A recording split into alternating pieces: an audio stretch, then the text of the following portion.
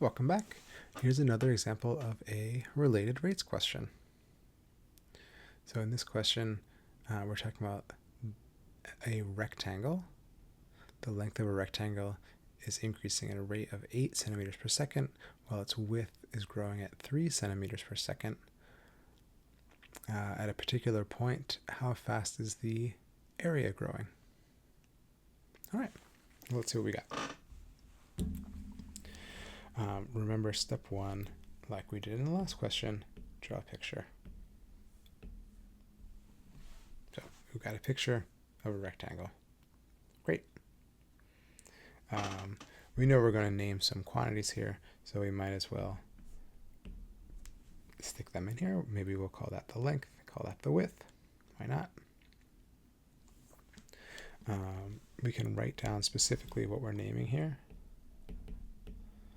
L is the length, W is the width. The question's about the area, so we should include that too.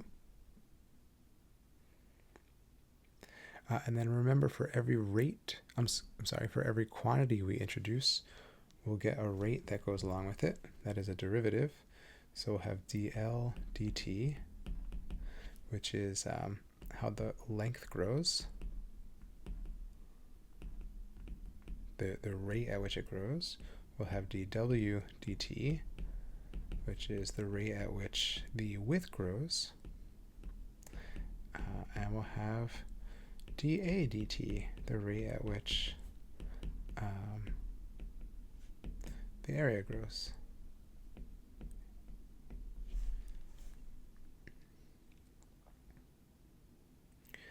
And then the next step was to take inventory, to ask, well, what do we know? Sort of when do we know it? So we know that the length is increasing at 8 centimeters per second, while the width is increasing at 3 centimeters per second. Well, the length increasing, that's here. The width increasing, that's here. At the moment when the length is 20 centimeters and the width is 10 centimeters, so at some moment, this will be 20 and this will be 10. Now I'm being a little sloppy here in that we're saying this is always 8 and this is always 3, but these aren't always 20 and 10. They're both growing, but at some moment they'll be 20 and 10.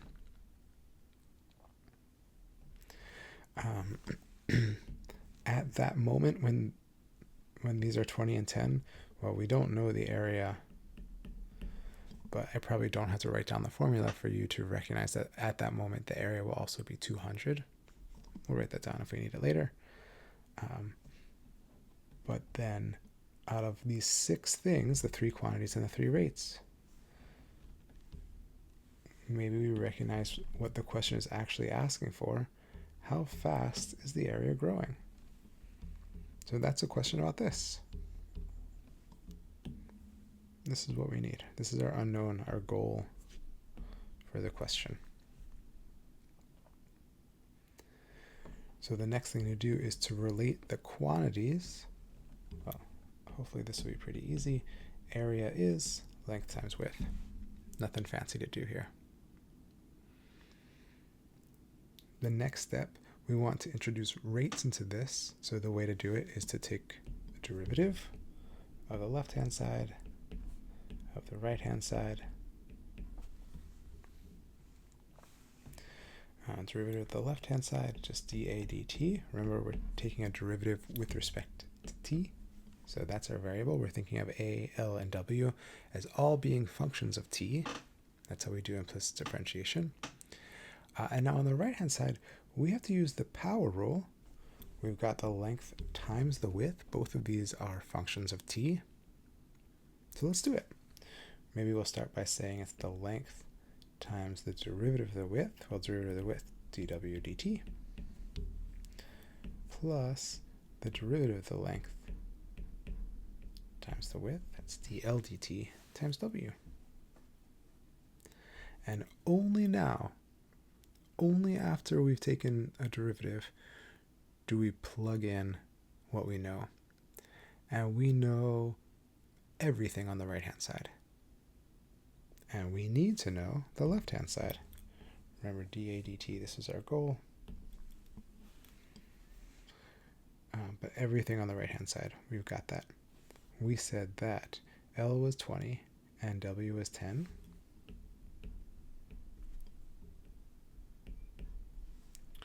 We said dL dt is 8, dW dt is 3.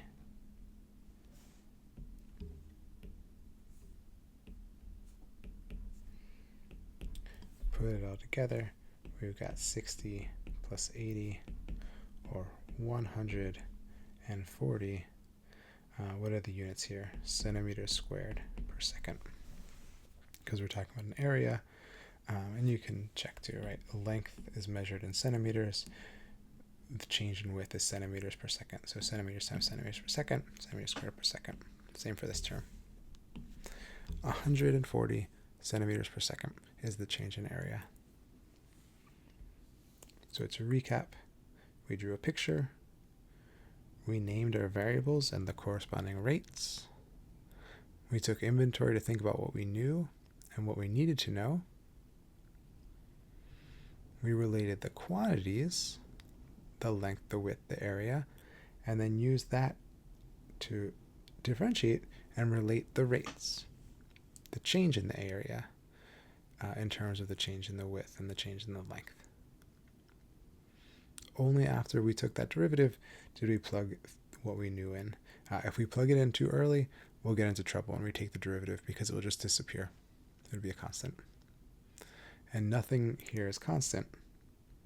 So only after we differentiate do we plug in what we know and get what we need.